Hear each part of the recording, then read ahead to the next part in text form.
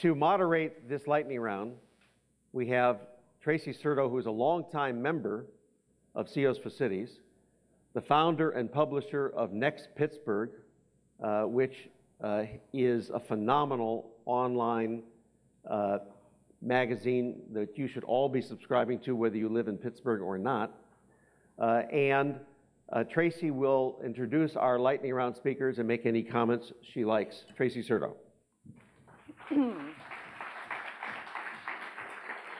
Thank you, Lee, and hello, everybody. And thanks, Lee, for those kind words about Next Pittsburgh. I hope you won't regret them after what I say about you. But I did want to mention that last week we had a conference call scheduled to get together for this fabulous panel, and I got on a few minutes late. And Lee was in midstream talking to what I presumed was the only person on the call, Dave Egner, because what he was saying was, Dave, I want you to go first because you are the best speaker on the panel. Right, Dave? And I want you to energize the crowd. So I stood there and went, okay, and I'm quiet while Dave presented his idea. It's a very good one. I cannot wait to hear more about it. And then I said, hi guys, I'm on the call. And Lee said, Tracy, our moderator, whom I don't consider to be a speaker, or else I would have said, you're the best speaker on the panel. Very good recovery. A few minutes later, Deborah Lamb gets on the call, and Lee doesn't skip a beat. Deborah Lamb, the best speaker on the panel, thanks for joining our call. So my point in telling you this today is that we have some really great speakers on our panel. And who knows what he said to the other two in private conversations, but I will ask them later. So first up, as you know, is Dave Egner, President and CEO of the Hudson Weber Foundation, and he is going to energize you. No pressure, Dave.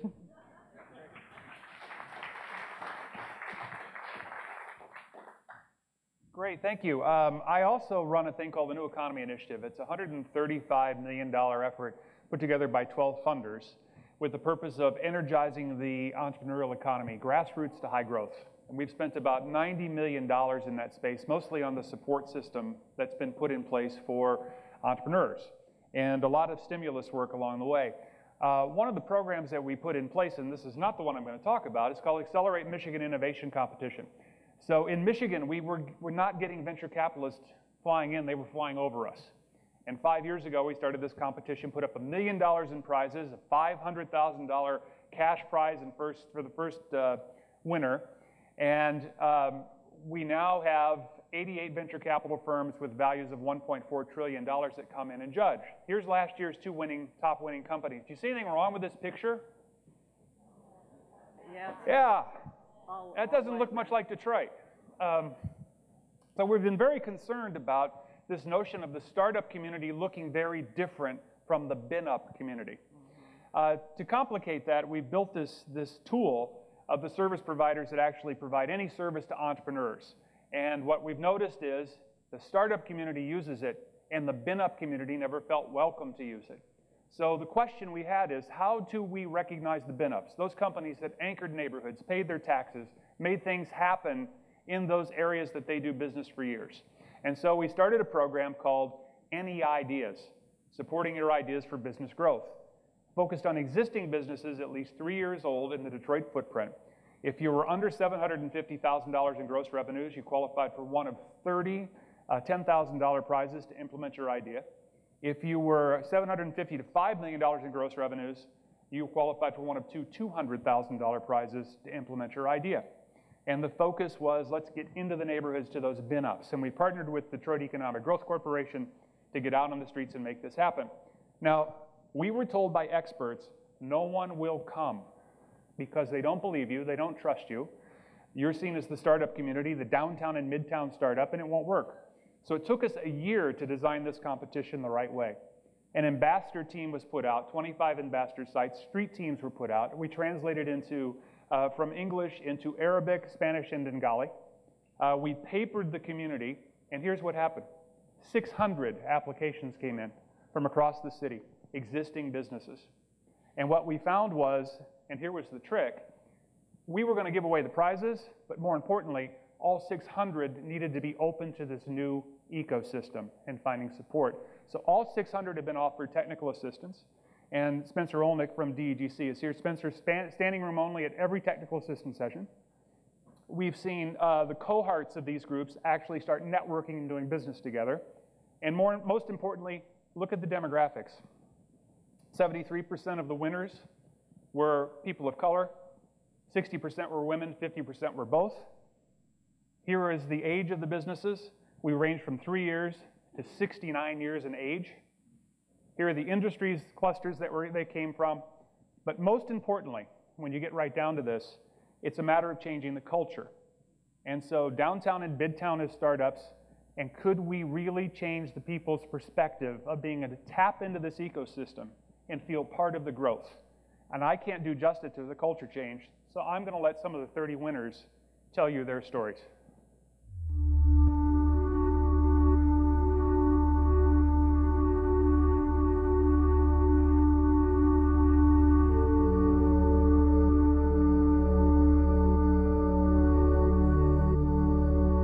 There's a lot of barbers and beauty salons here, and there's not one repair service here in the inner city. We have to leave the city of Detroit to spend money to have our clippers fixed. I'm like, man, that's a good shot at a business.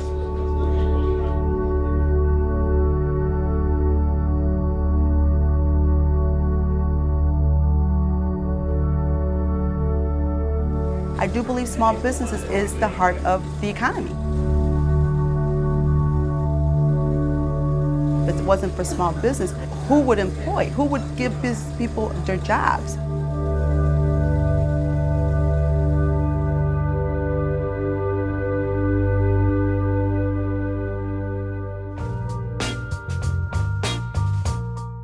Networking and connecting the businesses in the area, I think that's something also that money cannot pay.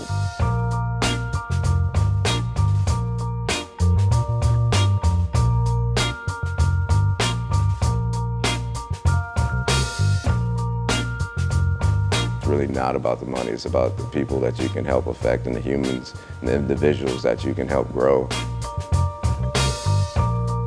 I'm excited now. I'm gonna do exactly what my father did, and that was open his door to train people out of the community that come to him that want to learn the industry.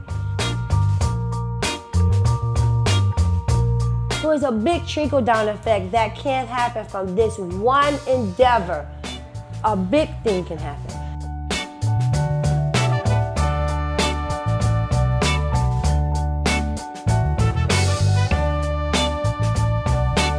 They're going to think Detroit's back. I think they're going to say, you know what, oh my God, it's not just Midtown. It's not just covering, you know, the certain area of downtown Detroit.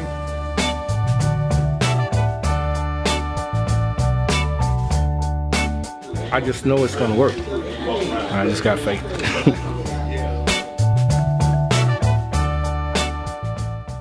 Okay, next we have Paula Hicks Hudson, who's the mayor of the city of Toledo. She's going to tell you about a very cool project they're doing there and how it's being done.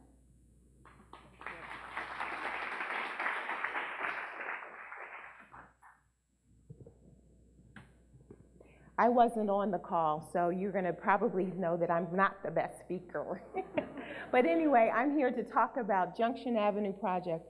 And it was a project in my district when I was a district council person.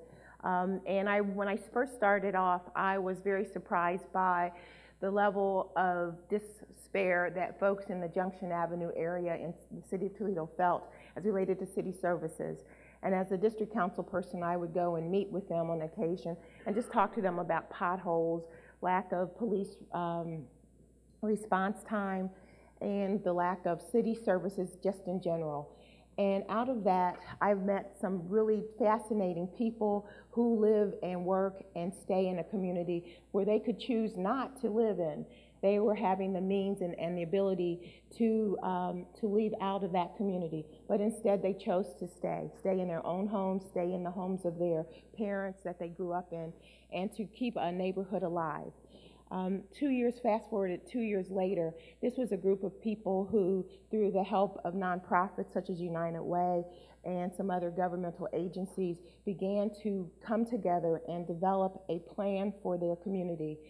In Lucas County, there is what's called the land bank, and the land bank had worked very hard and long to help get rid of dilapidated, abandoned, vacant homes that were a drag on the economic development of a neighborhood.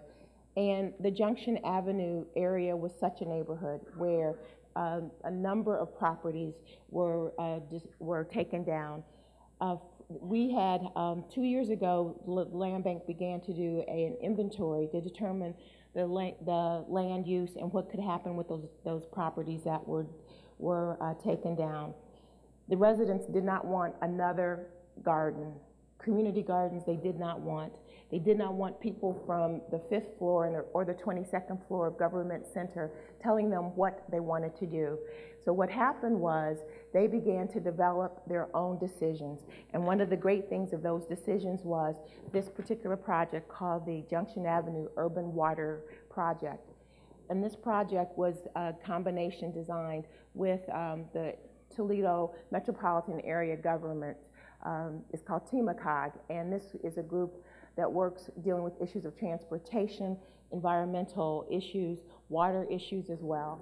And so this working with the residents to plan for green infrastructure, and they were able to receive a grant to just begin the planning process to determine what to do with stormwater runoffs. The neighborhood, the residents determined that one of their big problems was flooding. When there was a rain event, the stormwater system would not work properly, and so there would be backups into their homes. Their basements would flood. And so they decided this was a major issue that needed to be addressed. And so the project was begun in July of 2014, and it's going to end this coming December. And as you can see, the goal was to engage the community in developing their strategies for how they were going to address this particular issue.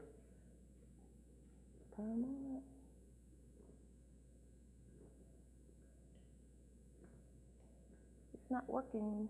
Oh, so why the Junction neighborhood? I kind of said the Junction neighborhood decided that they wanted to control their own destiny. As a district council person, when I first started, I would go and they would ask a number of questions about city services. How do we get those things to happen?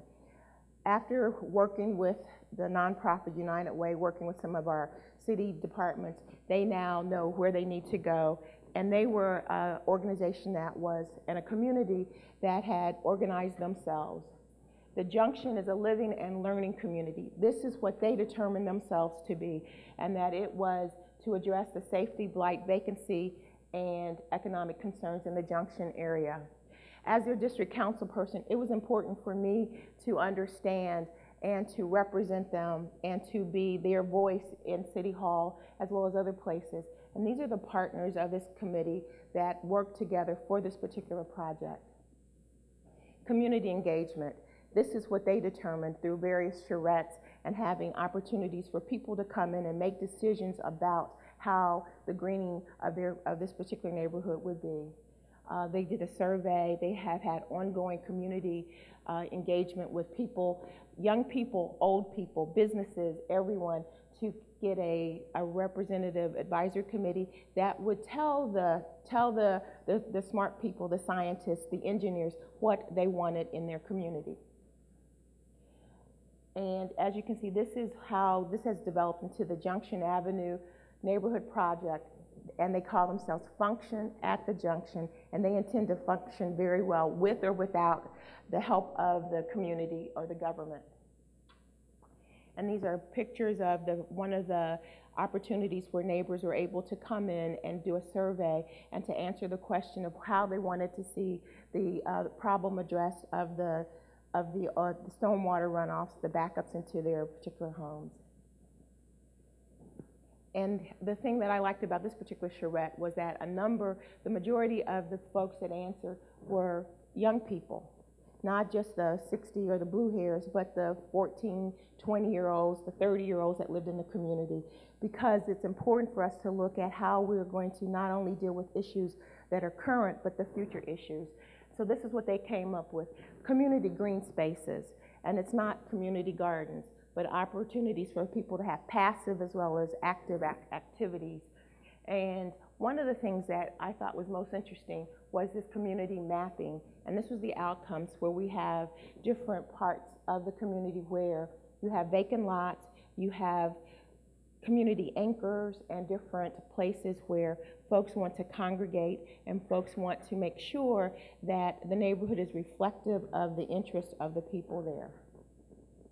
And so this is what's next. What's next is to take the information they've gathered and to put together a plan in which to implement, to make sure that there are steps taken forward so that we can have the main problem of getting rid of the backups into their homes.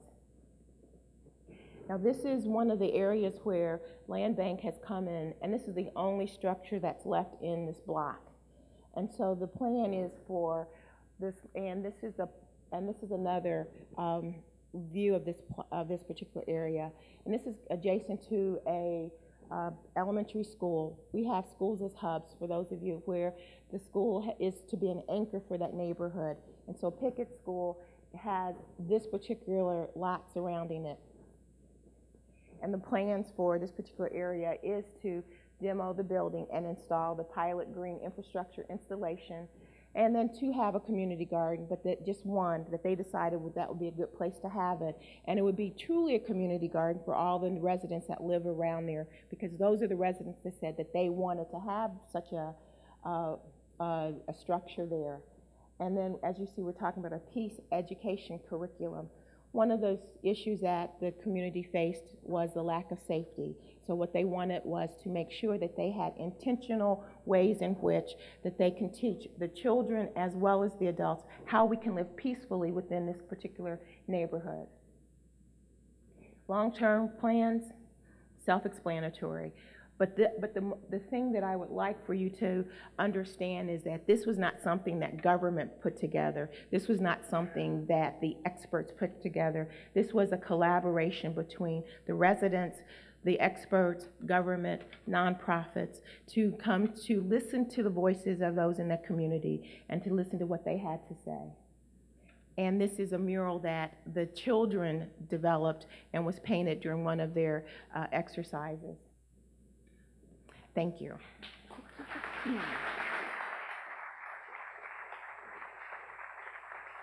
Thank you very much, Mayor Hicks Hudson. That was great.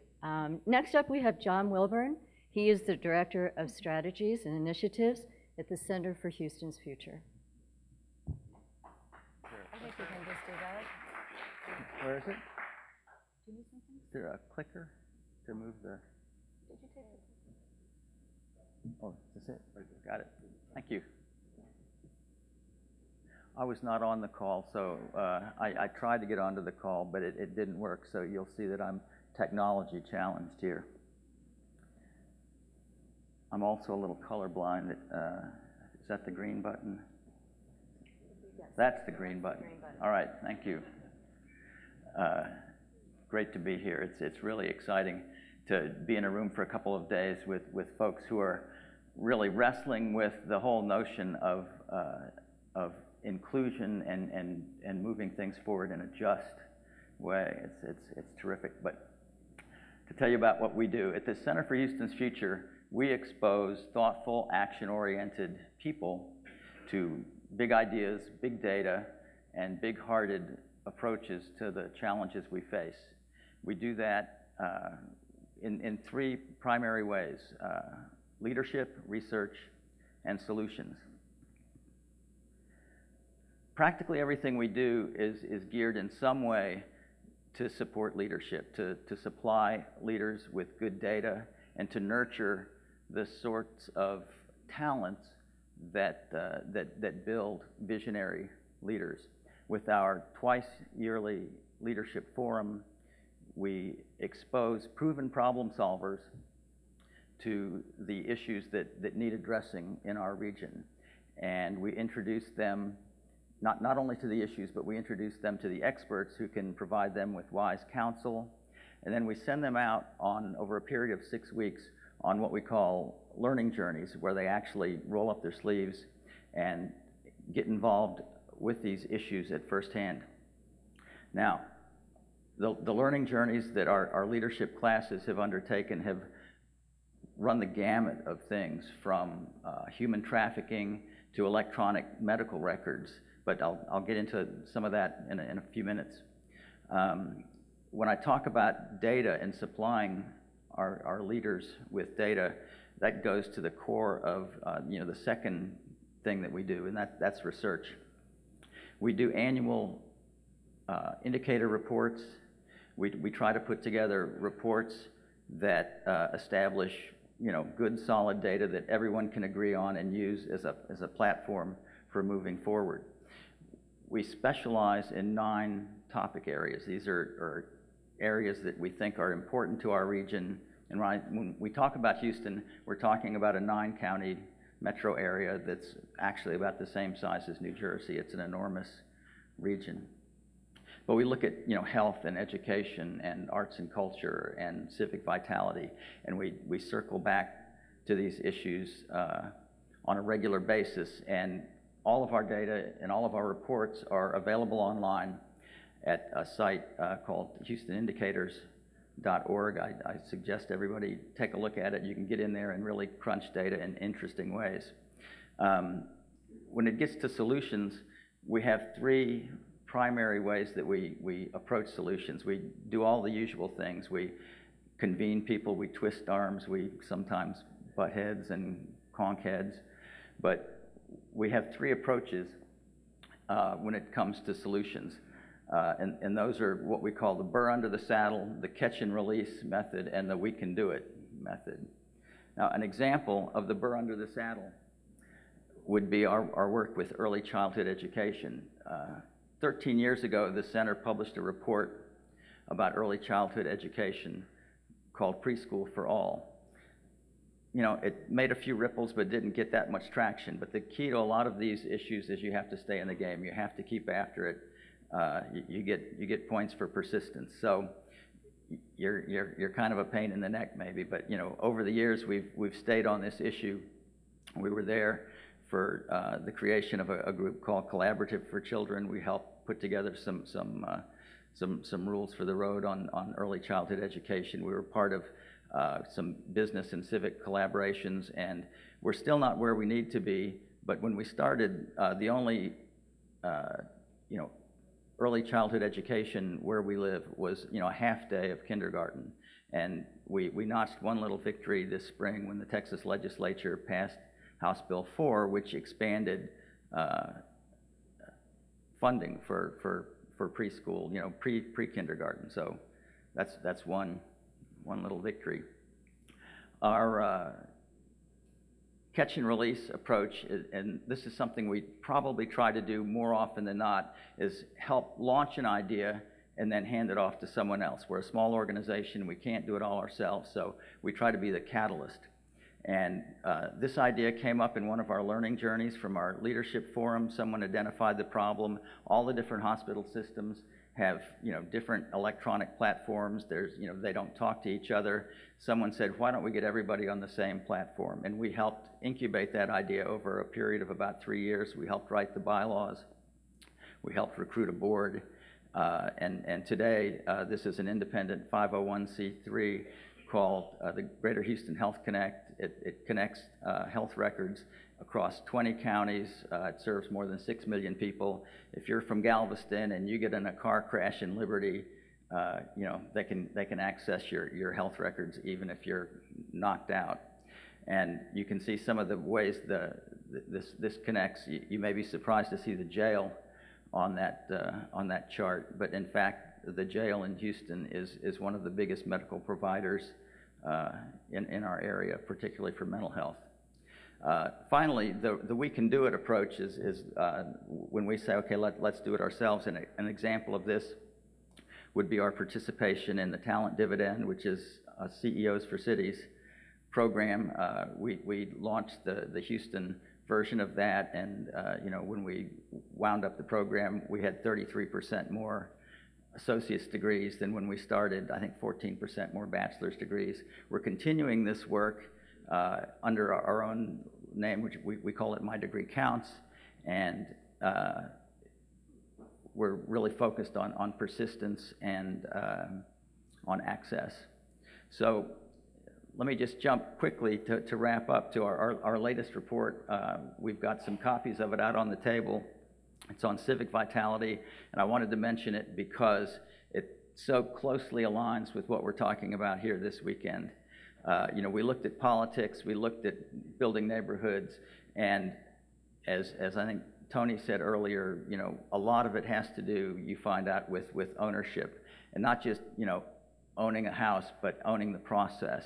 You know, when we talk about civic vitality, we mean a lot of different things, but primarily we mean all the ways we connect with our communities, all the ways we look out for one another, as our Mayor Parker put it recently, you know, talking about it. We expect one another to put Houston first, and the payoff, she said, is a city that's prepared for the future. We like that. We like that kind of talk. Yeah, I won't go into all of the little details here because I see my time's up, but one of the key things that we studied in this report was social inclusion and income disparity. And as you can see from this little graph, you know, we've got a big income disparity issue in Houston, as most of our regions around the country do. You know, 1% of the top 1% in Houston earns as much as the bottom 38%. I mean, it's a big swing there. And we are in the process of reaching out and trying to explore some ways to study this. We're going to make a real effort on learning more about income segregation. That's one of our particular problems in Houston. People who can afford it have chosen to live in walled communities. We know that that's not good for everyone else. If you're not exposed to people who are successful, that's not good for your kids. And this is something that was recognized in Houston many years ago. Jesse Jones, who was probably the leading civic entrepreneur of the 20th century in Houston, was Franklin Roosevelt's chairman of the Reconstruction Finance Corporation, said it back in 1937, and I think it really captures the issue. To the fleetest goes the race, but we've all got to eat. That's our challenge, is making sure that we provide for everyone. Final thought here is that, we brag a lot about our diversity in Houston. It's not only a strength, it's a challenge, because the group in our city that's most underrepresented, that has the least social capital, is the fastest growing and is about to be the major part of our city. So we've picked up a lot of really wonderful and interesting ideas here. I keep thinking about the whole notion of the just city, and who's responsible for building the just city. I guess it's just us, just all of us. So anyway, thanks very much.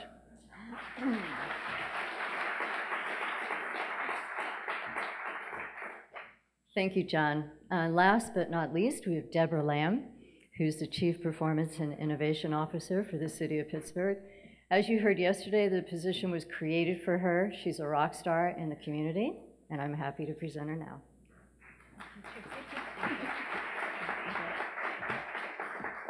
Hello, everyone. Thank you again. And again, welcome to our city. I just want to talk to you briefly about, our innovation roadmap. The mayor briefly touched upon it yesterday with the vision around inclusive innovation. And I'm just going to give you a little bit of background around inclusive innovation and how we got there, because that's the vision, but what's the process in terms of what's behind it. I think a lot of you know at this point that inclusive innovation, inclusive diversity is not an end state. It's a process. It's not a point in which suddenly you're innovative or suddenly you're diverse and then you can stop thinking about it. And that's why I hold, while I have the title of innovation, it's something that I know it's not, I will be the only one thinking about innovation, because long before I joined the city, innovation was already happening, and long after I leave the city, innovation will continue to happen. And that's the same for all of you. So my biggest goal in making inclusive innovation and the roadmap was to ensure that there is a process in which we could continue to guide the city into a strategic framework. Because it's very easy for someone in my position to go to a software or a hardware technology or attend a hackathon, etc., and then claim to be innovative. But that doesn't necessarily drive the inclusive innovation that we're talking about in the city.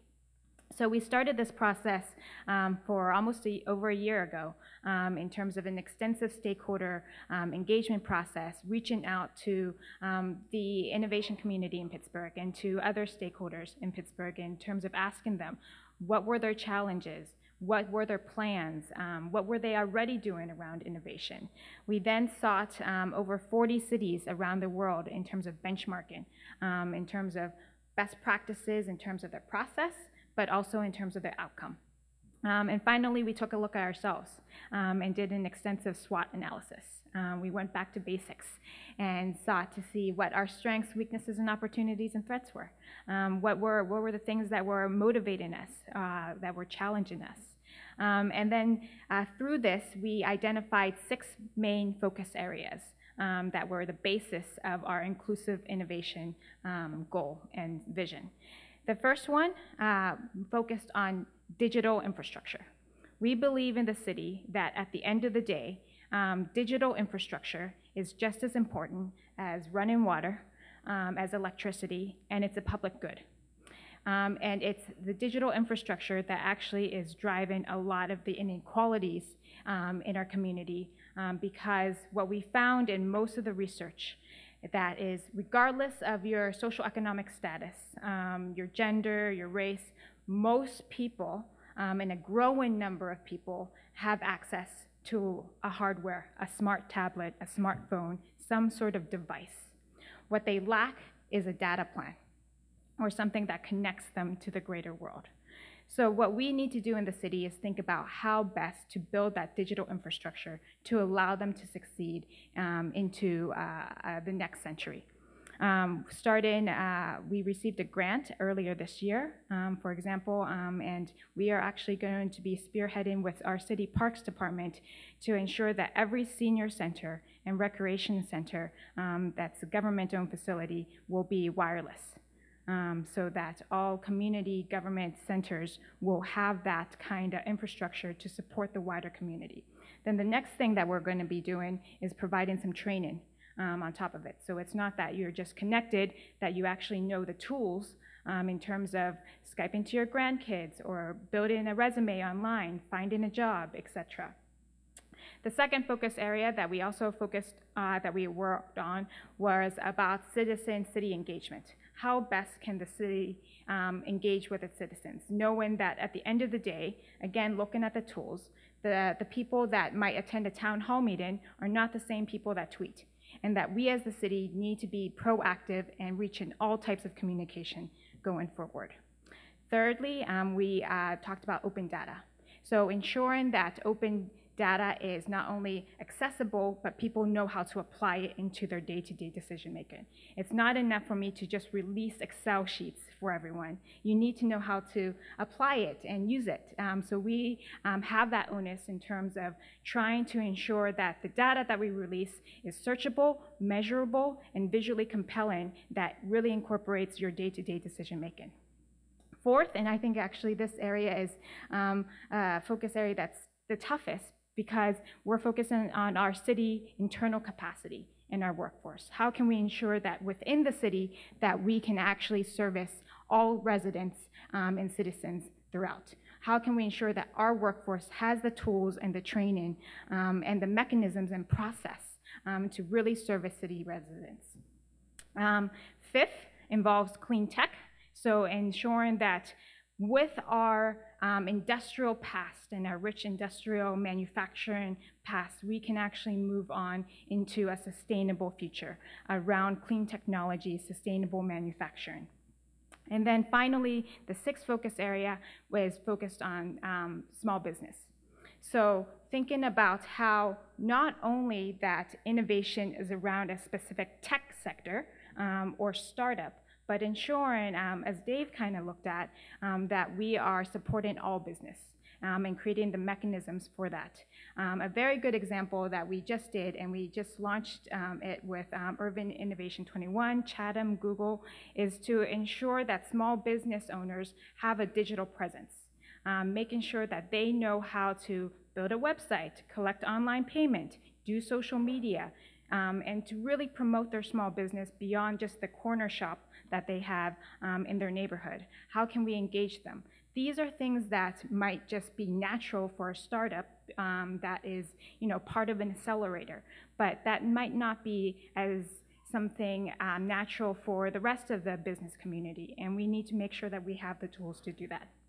So with these 6 focus areas, they actually translate to over 90 actions that we're actually working on, and I would say there's just three major categories of these actions. These are actions that we're already working on, actions that we have yet to work on, and actions that we probably haven't even thought of.